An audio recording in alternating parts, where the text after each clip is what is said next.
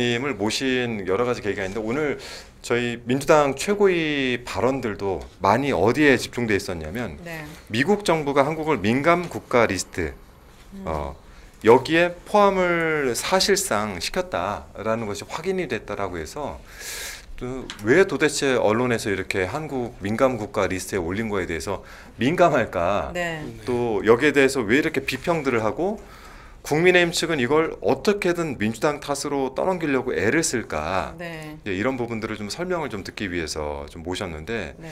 민감 국가 일단 여기에 선정됐다는 게 어떤 의미입니까? 네, 민감 국가라는 거는 이제 미 에너지성에서 한 건데 에너지성의 기준을 보면 몇 가지가 있습니다. 근데 우리에 해당될 만한 거는 하나는 핵 비확산. 네. 그러니까 국내에 핵무장론이 자꾸 나오기 때문에 생겨날 가능성이 상당히 높고 네. 또 하나는 지역적 불안정성이란 말이 있는데 네. 그 가능성은 많지는 않습니다. 우리하고. 그러나 굳이 따지자면 비상계엄을 해가지고 네. 한국의 자유민주 체제를 무너뜨리려고 한 행위를 윤 대통령이 했기 때문에 그것은 동맹의 가치에 반합니다. 네. 한미동맹은 자유민주라고 하는 공동가치에 기반하고 있습니다. 그러니까 미국이 볼 때 한국 내에서 핵무장론이 많이 나오고 네. 또 비상계엄을 해서 동맹의 공동가치를 무너뜨리려고 하는 이런 정황들이 영향을 주었을 수가 있습니다. 특히 이 핵무장론으로 말씀드리면 지금 이 건은 보수 여권에서 제일 많이 나오는 주장인데요. 지금 여당의 유명 지도자 중에 핵 무장론 주장하지 않는 분이 거의 없다 할 정도입니다. 네. 오세훈 서울시장을 비롯하여 그렇죠. 홍준표 시장을 네네. 비롯하여 나경원 의원, 거의 답니다. 제가 네. 뭐 이름을 거명할 네네네. 필요가 없을 정도로. 그러고 대통령도 여러 계기에 그렇죠. 핵무장할 수 있다. 네. 공공연히 그런 말씀을 하시질 않나. 네. 김영현 국방장관도 공공연히 그런 얘기를 하지 네. 않나. 그러니까 많은 정부 내 인사, 여권 내 인사들이 이런 주장을 해왔기 때문에 미국 내에서는 한국의 핵무장에 대한 우려가 점증하고 있었다고 봐야 되고요. 네. 그리고는 이제 비상계엄과 이런 계기로 촉발이 되었다고 봅니다. 근데 이렇게 되면 네. 일종의 이게 민간 국가라는 건 약간의 낙인입니다. 낙인이 찍힌 겁니다. 네네. 그렇게 되면 이제 결과는 한국하고 민감 과학 기술 협력하는데 많은 절차적인 제약을 가하게 되고 절차적인 제약만이 아니라 사실은 그런 나라하고 심도 있는 진지한 협업이나 공동 연구나 정보 교류가 가능하겠는가?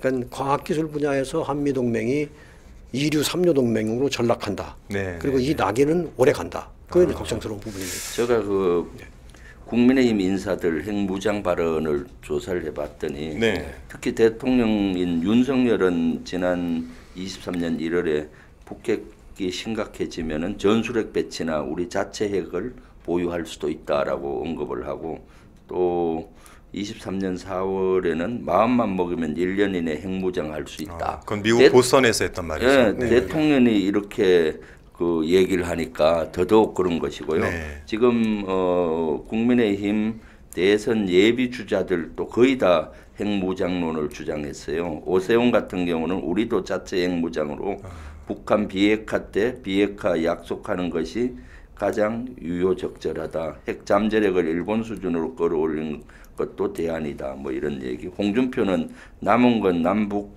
핵균형 정책을 현실화해 북핵 위협을 벗어나는 길이다. 우리도 북핵 협상서 어떻게 될지 몰라 적극 대응해야 한동훈도 핵무장은 언제든지 할 수 있는 준비가 필요하다.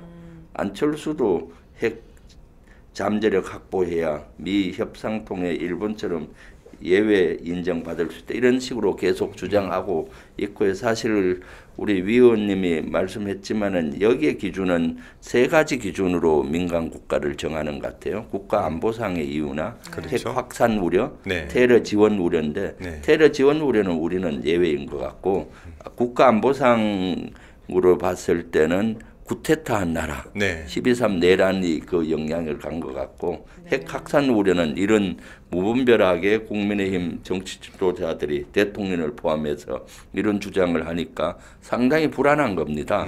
그래서 이번에 이러한 민간 국가 낮은 단계라고 보여지긴 하지만은 그렇게 정해진 거고 이런 낙인 효과가 돼 버리는데 4월 15일부터 효력이 발휘가 된다고 하는데 그 안에 빨리 파면이 이루어져서 네. 우리 전국이 좀 더 안정적으로 가고 뭔가 노력하지 않으면 한번 이거 낙인이 찍히면은 대단히 한미 동맹도 대단히 금이 가는 거고 실제 우리가 한미 여러 가지 동맹 차원에서 협의하는 것들이 많거든요. 네. AI 협력이라든가 네. 그 원자력 협력이라든가 이런 것들이 원천적으로 대단히 어렵게 되게 돼 있는 겁니다. 저는 그래서 궁금한 게 여기 민감 국가 리스트에 북한, 중국, 러시아, 이란 이렇게 미국 안보에 시리아, 네. 이렇게 좀 위협이 될 수 있는 나라들이 올랐는데 이걸 어떻게 우리나라가 2달 가까이 모르고 있었는지도 궁금하고 그러게요. 그리고 이거를 지정철회 결의안 등을 통해서 민감 국가에서 제외될 수도 있는 건지 이 변화도 가능한 건지도 의원님한테 궁금하거든요. 우선